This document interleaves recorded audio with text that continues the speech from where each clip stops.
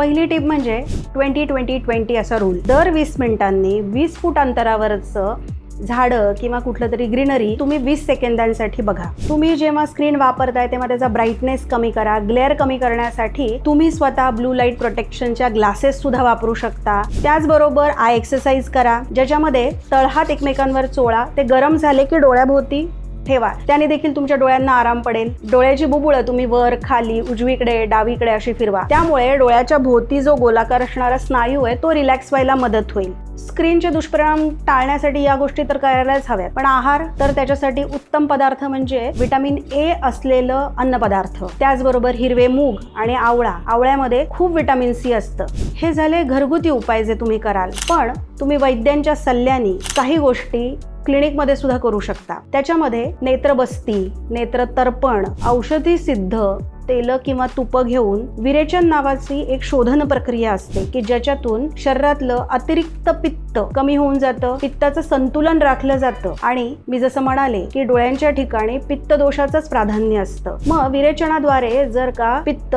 कमी झालं किंवा बॅलन्स झालं तर ते तुमच्या डोळ्यांना पण सुखकर असणारे, डोळ्यांचं स्वास्थ्याचं रक्षण करणारे, भविष्यात पुढे जाऊन आजार होणार नाहीत.